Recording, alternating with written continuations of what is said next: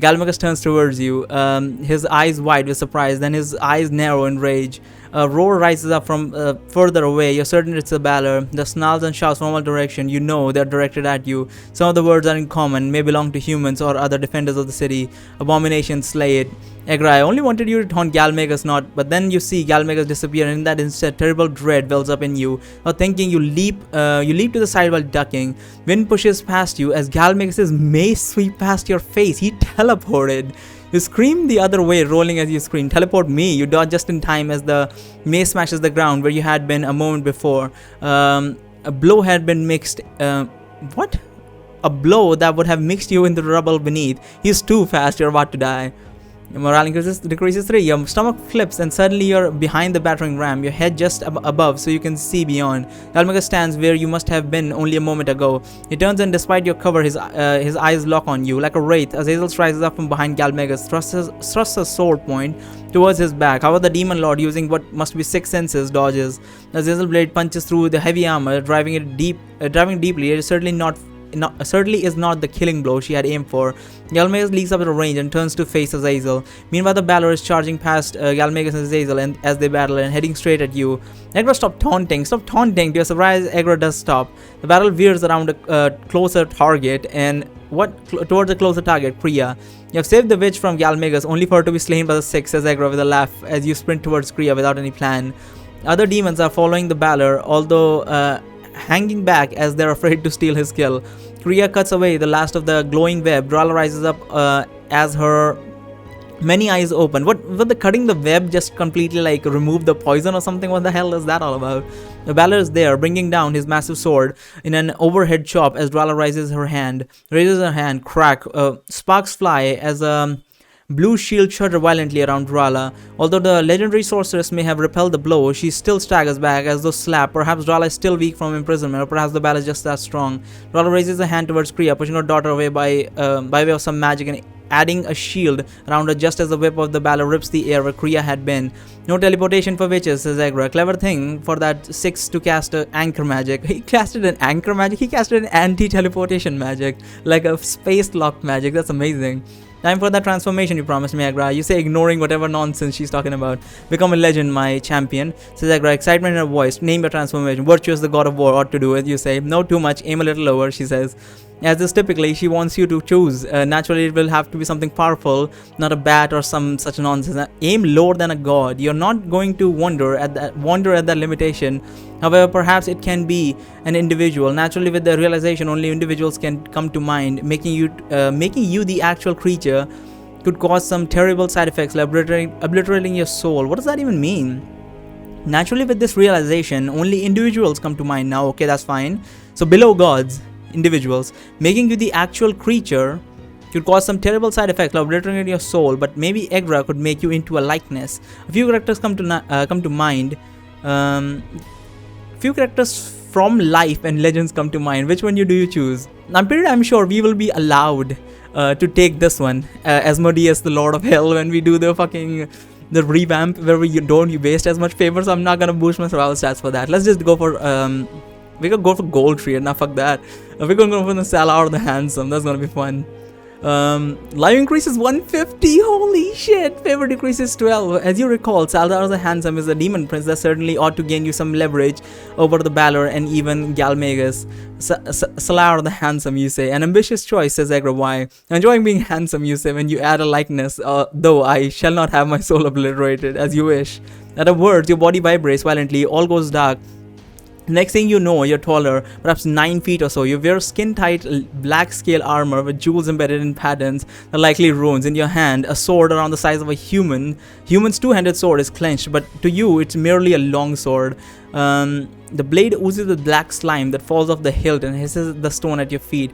Transform your holy sword into Salazar's profane acid blade. A fine piece of irony, says Egra. That's hilarious. Northrax demon, perhaps 20 meters away, seizes his combat with 2 knights and falls upon his knees before you. The knights freeze in place for a moment, long moment, then they both turn and run. Meanwhile, the Balor does not seem to have noticed you as he smashes his sword against Rala's shield. Kriya sits on the ground, rocking her head between her knees, likely thanks to the Balor's frightful presence. You know full well well how terrible that is, and poor Kriya has no godling protection. You see nothing of Galmig, says Hazel. If you're lucky, they obliterate each other. Your transformation will not last long, says Agra. Better make the best of it. Rescuing Drala and Kriya from the Balor seems like a good way to make the best of it.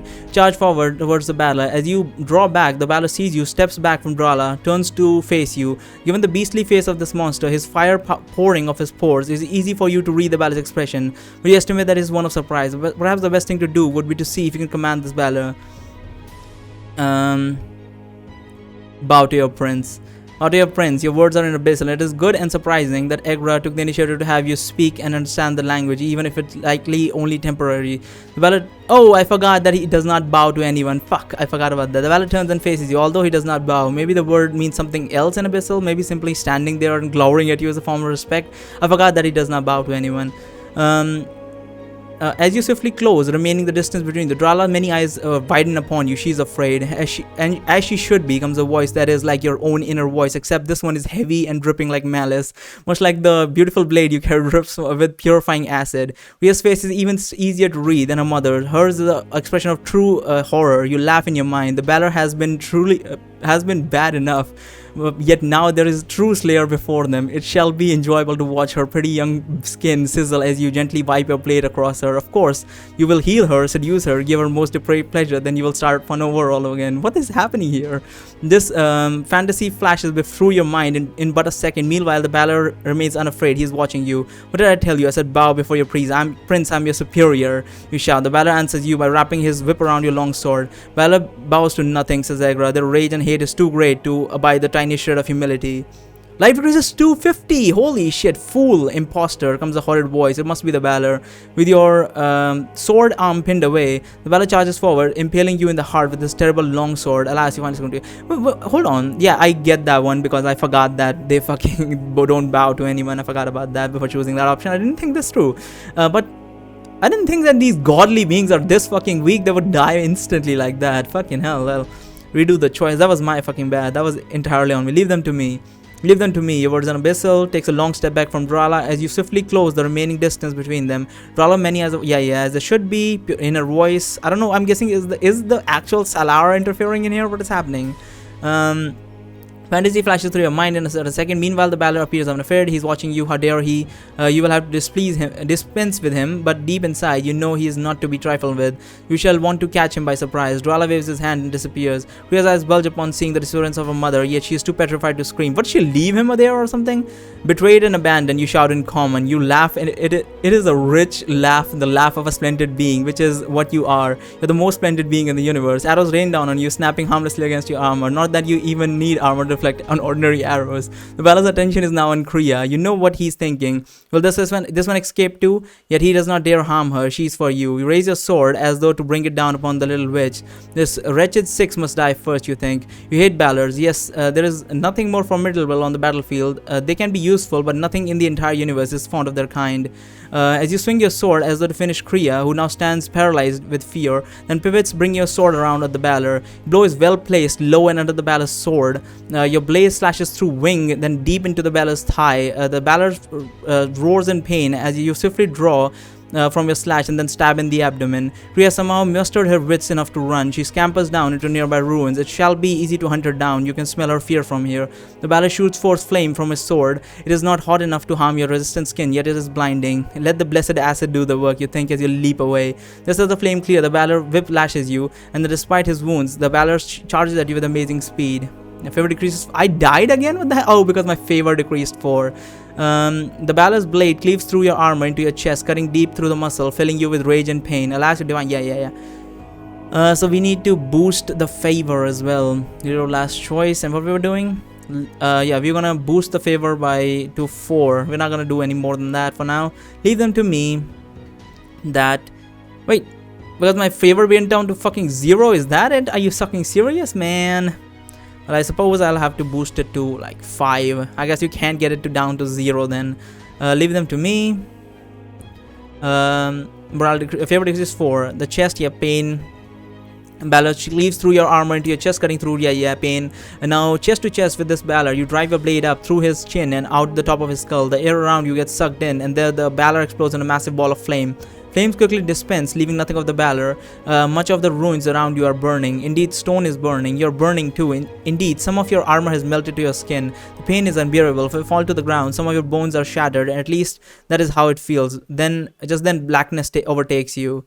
Life decreases 150. The next thing you know, I was thinking in my when I was just sitting around, I was thinking maybe like -100 is the maximum damage that it can be done in this game. Nope, 150 it is. The next thing you know, you're sitting on your backside, your knees drawn up, you're in normal form, your amazing strength has left you. I could not hold it any longer, says Agra in your mind. You took such punishment. Your weapon is warm and you feel its Alathian righteousness. Evidently, it is not holding a grudge after being transformed into an unholy acid sword. Kriya, you shout as you get to your feet. To your great relief, you spot her rising up from behind smoldering ruins. Rooster, she calls her hopeful, her voice hopeful. There's devastation all around, indeed. Not even the undead walk nearby. The path to the temple is clear. Just then, there's hissing all around. You see your arrow strike stone near your feet, snapping. A volley of arrows rain down. Before you can move, there's a sharp pain in more than one place. Gosno, you think as you behold one arrow sticking out of your chest. Indeed, it is through your heart. You die, but not really. Pay no attention to your life score. You're alive. Keep doing it and doing great. Keep reading. Life decreases 100. Reader, do not despair. You're over your negative life stat. Keep reading. Rooster, Kriya is now over you. Her face pained and afraid. Your vision dims and darkness enfolds you. Are we going to go to fucking Oher? Continue reading, it's not over. Okay, continue reading, it's not over. Out of the darkness, a door materializes before you. Try to reach out and touch the door. Next thing you know, you are standing upon. Oh no, we are in the staircase. Fuck. Upon a massive staircase, there's going to be death all around. Looking down, you see no end to it, making you dizzy for a moment. Oh right, we could actually get resurrected, can't we, with the necromancy? Making you dizzy for a moment. You look down at the stairs. You're standing onto Anchor itself. The stone is ancient, you can tell that much. The middle of the stairs bowed in slightly, having been worn away by what must be vast number of travelers over the vast amount of time. Hello, Nikolai, comes a familiar voice. You look up the stairs to see. Could it be your sister? Tamara is smiling at you with her freckled brown hair, unbraided for once, cascading over her shoulder. Her blue eyes are wide and happy. Suspicion fills you. That is not the name you use for me, Gup. Gup, she says. What a strange name. Who am I to you? Who are you to me? You repeat, now confused. You're my sister. I call you Gup. Gup for short for Guppy. Ah yes, you love your sister, don't you? She says. Of course I do. You say, now you're more confused. Why are you speaking as though you're not my sister? I'm not, she says, smiling, her large blue eyes wide with mirth. You moan and you groan and mutter. Of course not. Who are you then? A succubus? A lich? You draw your sword. She tilts her hand and glances at your weapon. I strongly recommend you do not use violence here. Right, you cannot use violence on the stairs. Violence is not my first plan, you say as you inspect your blade. It does not glow. I was checking on something. You sheathe your sword again. Tamara smiles. I'm Pahadron for the infinite staircase. A what? You say incredulously. Pleases me that I have taken a pleasant form to you, she says. Usually I take a most terrifying form to the observer. You did, however, deserve better for what you did. What did I do? You blurt. Destroyed a Balor. Everything in the multiverse hates a 6. So 6 is the maximum or something? She says with a huge smile. You're welcome, you say? Anyway, she says with a shrug. I have specific instructions for you. You haven't much time. Instructions for what? You ask. She points to a nearby door. Go through there and find out. I'd prefer you tell me first. You say, I did not destroy a Balor by playing a fool. It's not for me to say. It wouldn't be fair to all the others that want you. Hurry, you haven't much time. The others that want me, you repeat, fear creeping into you. Who wants me and for what purpose? She frowns. I've already said too much. They are cross with me. They are cross with me. Go through the door quickly, Nikolai, or die. Suddenly she's gone. There had been some urgency to her voice. Naturally, you can't trust her, but it shouldn't hurt to take a peek through the door. The door itself, we don't have a choice. The door itself is unremarkable other than its being large and made of aged oak. The knob is styled as a bronze fox head. From the cease in the metal, you say a twist, and you twist the snout. You grab the cool metal, wrap your finger around the snout, and twist. I can tell you one thing about the staircase of infinity or whatever it's called. What is it called? Staircase. What does it say? I'm the pantheon of something staircase. Universal staircase, multiple staircase. Where was it? Somewhere around here. Who is she? She did introduce herself, didn't she? Or am I fucking blind or something? Pleases me. I'm the Pahadron of the infinite staircase, right? The infinite staircase. One thing I can tell you about the infinite staircase: do not open any doors. fucking hell, do not open any fucking doors unless you know what you're doing exactly. Next thing you hear is raucous laughter and music. As you clear your vision, you see a ceiling high above with old wooden beams. A dragon stares down from the wall, only the head, a trophy. So much for only taking a peek through the door, you think. A typical magic leading to unexpected outcomes, quickly drawing your attention down. You see that you're standing behind a tall stack of firewood, behind a large fireplace. You can feel the heat emanating from the stone. With your head above the stack, you have a clear view of the room. It's the Green Dragon Inn. Here is the first place you visited upon your arrival to Ring City. It's the same layout, although you're now seeing it from a different angle.